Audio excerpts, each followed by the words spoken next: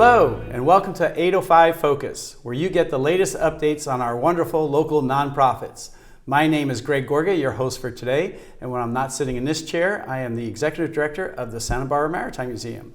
And with me today is Michael Baker. He is the CEO of United Boys and Girls Clubs of Santa Barbara County. Michael, welcome. Thank you, Greg. Thanks for having me, and thanks for your service to Maritime. Oh, thank you. You guys have been tremendous partners for not only Boys and Girls Clubs, but so many youth organizations, so thank you for what you do. Oh, thank you. I love it when your kids come by. And they love it too. So tell us a little bit about the history of the Boys and Girls Clubs. Sure. So the first club started in Hartford, Connecticut. The true irony, because they were called Boys Clubs then, the true irony of Boys Clubs, which started in 1860 in Hartford, Connecticut, were started by women.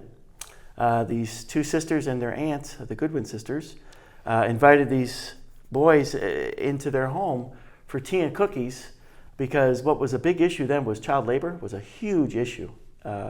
And they saw these kids just with no guidance, and they invited them in their home for tea and cookies, and next day 5 more kids came and just started growing, and they actually recruited a gentleman named John Collins, who was a retired educator in the community. And they went to a local church and asked him if he'd be willing to work with these youth who needed needed a place, someone to give them guidance. And he developed principles back then that we still use to this day. So that's really the first club, Hartford, Connecticut, 1860. Wonderful. And when did it start here in Santa Barbara County? 1938, the downtown club, as we call it, formerly Boys and Girls Club of Santa Barbara. That's the original club. Technically not the original. The original club was on Haley Street, which was a group of firefighters saw these kids up on a hill, the mesa, and I think it was figs that they were throwing figs, and the firefighters went up to them and said, "What are you doing?" We don't have anything to do. We're kind of bored, and so they invited them into the firehouse and converted it into what was then a boys' club, and they had 200 kids by the end of the first year. And then once that happened, they started immediately trying to find a location to actually build a Boys and Girls Club, and that's the first club, which is on Cannon Perdido, and that opened in 1947. So they started plans to build one and raise the money, and then the war broke out, and it was on pause until the war was over, and that club opened in 1947. And so we've got a lot of people that we've served in Santa Barbara. What a wonderful story. Yeah. And that's a perfect example, because I think a lot of people think, and I do, you realize that keeping kids active keeps them out of trouble, right? And the more we can keep them active, the less trouble they're going to get in. But you've taken that beyond that and do some wonderful programming with these kids.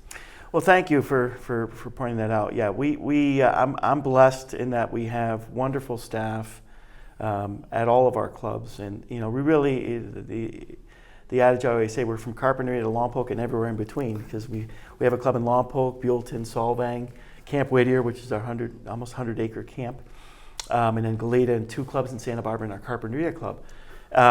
And the people that run those clubs, our club directors, they're really our secret sauce.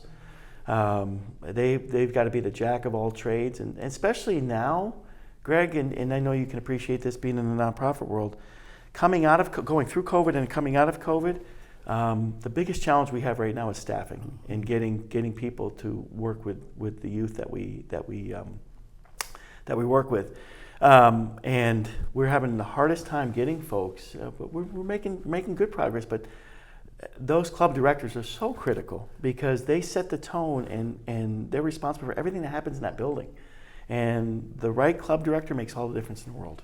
Absolutely. Yep. Well, and hopefully if anybody in our audience is looking for a job, I know when I moved from for-profit to nonprofit, my life was so much better. I still work hard, but I just feel better about myself every day doing that wonderful work, as I know your staff do too. I'm going to pull an Uncle Sam and look at whatever the camera is. I want you.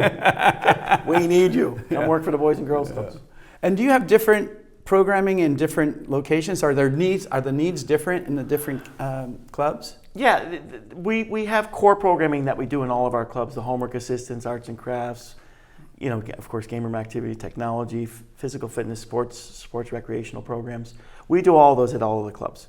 And that's the traditional Boys and Girls Club. And we're trying to get back to doing as much of that as possible. We're limited because of the amount of staffing that we have and trying to hire more people. But each of our clubs does have some uniqueness to it. So take our two Santa Barbara clubs as an example. We have a wonderful partnership with a group called Notes for Notes.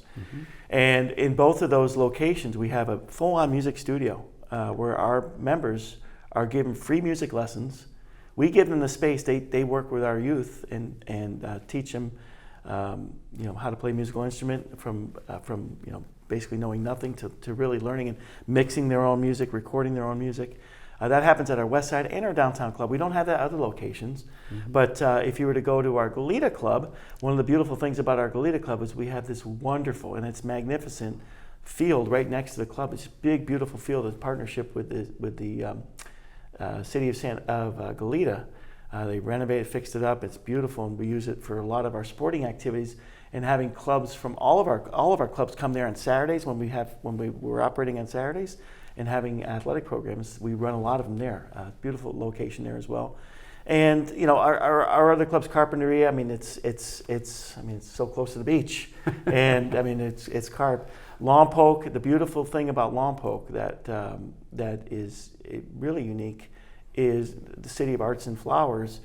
There's murals everywhere, and one of the things I would really love to do, and I've talked with the Lompoc Unified School District about this, is if you've ever been to our Lompoc Club, you drive by it on Ocean Avenue.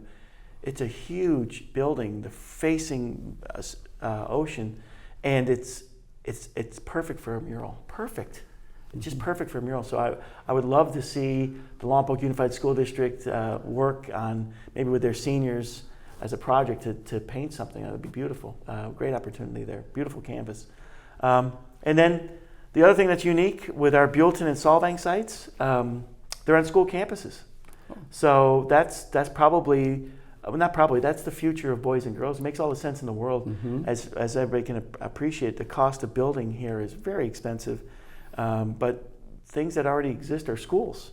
And when they close, we open. So, and especially in Buellton, that happens to be where I live. My wife and I, we live in Buellton, and there are so many people that live in that community that don't work in Buellton. They work in Santa Barbara, Goleta, or maybe even up in Santa Maria. So, if they work a traditional 9-to-5 job, when they go to work, they drop their child off at school at 7:30, 8 in the morning, and then typically, if there wasn't a Boys and Girls program at the Boys and Girls Club at the school, when school was over, Johnny's going to walk home because and good chance mom or dad are not even there, so they're going home to nobody. So us being on the school campus is a great partnership. Provides a safe place for the kids to go after school. They're in one location. Parents don't have to worry about where's my kid going after school. $10 a day is what we charge for a child to go there and make sure they have a snack and their homework's done when the parents come to pick them up. And they could be there up till 6 o'clock. So it's a perfect program in Santa Barbara, in Buellton and Solvang. It's worked out really, really well. So I think the future for us, if you're saying what do you see as the vision, working more with the schools as much as possible to get even more locations, to serve even more kids, because the need is so great. It's a huge day. The after-school programming is a huge need. You could put a Boys and Girls Club on the same block as a YMCA, and the same block as a Boy Scout program, as Girls Inc., and they'd all be packed with kids, and there still would be a waiting list because there's just that much need. Isn't that amazing? Yeah, absolutely. That's a great idea because it is. It's an issue. And you concentrate on after-school programming and then Saturdays as well? So we would like to get Saturdays going again. We haven't been able to open on Saturdays for a while because of staffing. We just don't have enough staff to make that work yet again. But I'm a big believer in opening on Saturdays. Yeah. We are open when school closes, and on early dismissal days, our clubs are open earlier for the full for that day. And then when there are days when schools are out, we're open for the full day. Like the summer. Summertime, absolutely. So summer, parents drop their kids off at 8 o'clock in the morning, pick them up at 6. And the clubs are open, and they need a place for their kids to go. There's other programs as well. I mean, the Fun in the Sun's a great program, YMCA and Girls Inc. I mean, there's so many groups that are doing things, but there's just not enough. There's just not enough. Yeah. And what breaks my heart right now is we have wait lists at several of our clubs because I just don't have enough staff. Yeah. Trying to get more staffing. And it's always staffing issues, not affordability for the families, because you help the families with that as well, right? We don't turn anybody away. Yeah. I really need to give credit to our board and certainly our donors. We do not, under any circumstances, turn anybody away because they can't afford to go to the Boys and Girls Club. It's $40 a year for a membership. And if we're balancing our books on membership dues, we're in the wrong business. We're going about it the wrong way. But after school programming, we want to make sure that any child that needs the Boys and Girls Club can get in. And I'm blessed that I have a board that supports that and lives that philosophy and makes that a priority in our organization. Not everybody has that. Again, like I said, I'm blessed that I have that, and we have donors that step up. What I will tell everybody, and I brag about our donors, I do, because I know when there's tough times, and there are donors that normally support 3 charities on an annual basis, and if we're one of those charities, when times get really tough and they maybe have to whittle it down to 2, I know we're still going to be on their list. Mm-hmm. And the reason that's going to happen is because not only the work that we do, but because when things are really tough, we don't want to turn anybody away, but also we step up. And I will give the best example I can give most recently would be COVID. Mm-hmm. When COVID kicked in, Greg, in March of 2020, we went from 115 employees to 12 overnight. I mean, it was overnight. And we turned our clubs into food distribution centers. We didn't have to do that. We worked with the food bank. Great, they deserve all the credit because they gave us all the food. Mm-hmm. But we went from mid-March with 12 employees till the end of June. We handed out over 110,000 food baskets at all of our club locations, which helped roughly over 500,000 people. And again, that was not something we had to do. We could have just shut down and said, hey, we can't serve, we'll do remote learning distance, which we did as well. Mm-hmm. But we stepped up, and not only that, we figured out a way to reopen. And we reopened in July of 2020, and thank goodness that we did that because the schools weren't open. Yeah. So every single one of our clubs, every one of them, was turned into a remote learning center for kids to go to. So we had children coming to the Boys and Girls Club, and they were going on their Zoom sessions at the Boys and Girls Club because they didn't have the internet at home, mm-hmm. And they had nowhere else. Parents had nowhere else for them to go, yeah. And the story I always tell, and I'm going to get through the story. It brings a tear to my eye every time I tell it. But when we were doing that program, about 3 months into it, at our downtown club, we had all the protocols in place. People couldn't even get out of their cars until we did the temperature check, mm-hmm. and answering the questions, and then they had to wash their hands, and they had to wear a mask at all times. They had to be 6 feet apart. It was what we did. But that's what we had to do in order to serve the kids. I will never forget this. That we had this one car that pulled up, and I happened to be behind the club at the time, and the staff member walked up to the car, and the parent wouldn't roll down the window. And no, you need to roll, because they need to answer the questions. We do temperature checks not only with the mom, the parent, but also the child. And she, in Spanish, told him, no, he has COVID. And the parent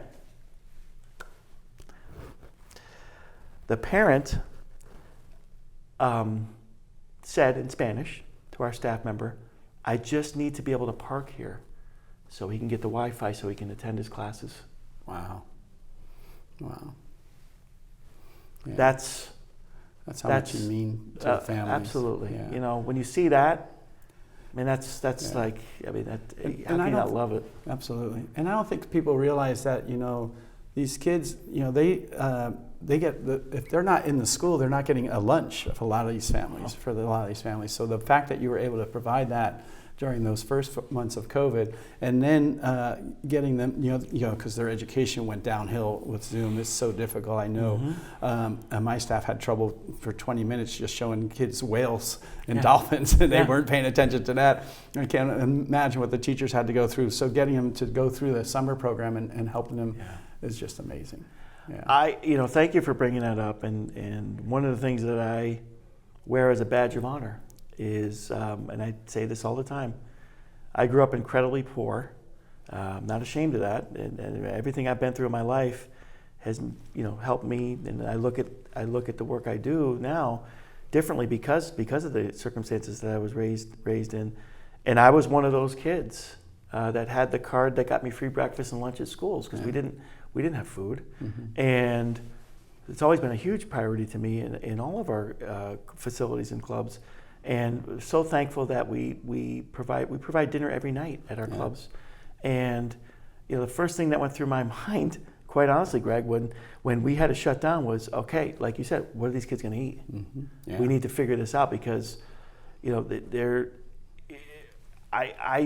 we're in the month of October, and this is one of the months has 31 days. I remember being a kid and hating the months that had 31 days because it was just another day that you had to wait until you got your next welfare check that allowed, was food stamps. And it was a perfect storm when you get to the end of the month and you're out of money, you have no food at home, and there's no school on Saturday or Sundays, and you're just like, this stinks, and you don't eat. And I know, and I can tell you this from my experience, I know for a fact that we have children that come to our clubs that if I weighed them on a Friday at the end of the school day, at the end of the club, and then weighed them again Monday morning, they would weigh significantly less because they're not eating over the weekend. Yeah, and I don't think people realize that happens here in Santa Barbara County, but it is a huge issue. And we also knew a gentleman that thrived because of the Boys Club in New York, Lad Handelman. Oh, Laddie. Who then went on to become a leader in commercial diving and is honored in my museum because he led that industry. And he was a troubled youth in a gang until he showed up at a boys club. Kips Bay Boys and Girls Club, Bronx, New York, famous for not only producing Lad Handelman, but also Jennifer Lopez. I went to that club as a kid. And they have a phenomenal performing arts program. But when I met Laddie for the first time, when I first started working here in 2015, and he wheeled his way over to me and, "You're a new director." And I said, "Yeah." He goes, "You better get this thing going in the right direction." I said, "We're going to be fine. We'll move in the right direction." And he was always supportive of the Boys and Girls Club. He would call me. He would ask how things were going. What do you need? He would write a check. He was always there for the Boys and Girls Club, and was there for the Boys and Girls Club after he passed away too. And he made a very significant gift, and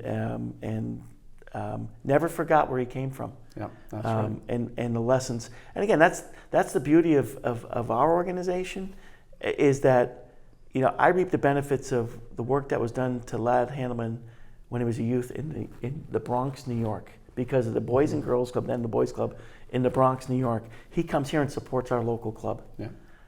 That's what's special about Boys and Girls Clubs. I love when we have an event, and one of the first things I do when I get up and we have an event is I'll say to the group, I say, 300, 400 people at an event for a fundraiser for us, I'll say, "I want you to stand up if you're an alum of Boys and Girls Clubs. I don't care where you went to a Boys and Girls. Inevitably, there'll be half a dozen, 2 dozen people standing up in the room, and I will say to the group every single time, so next time you go to an event, you'll see me do this, and I'll say, "You want proof that Boys and Girls Clubs work? Look at the people standing in this room." And these are pillars of society. Yeah.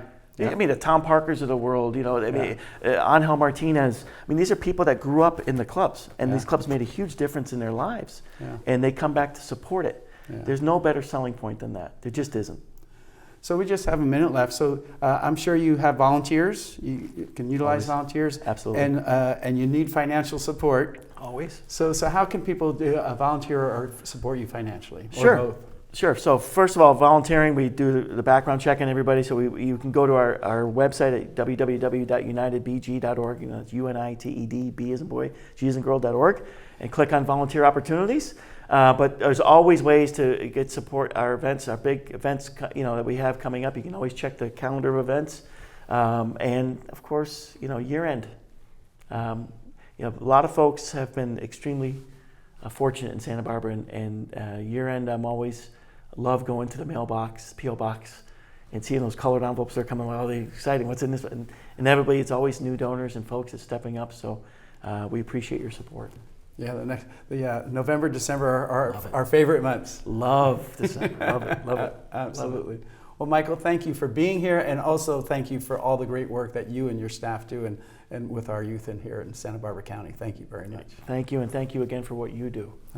Appreciate it. And thank you for joining us, and we'll see you next time on 805 Focus.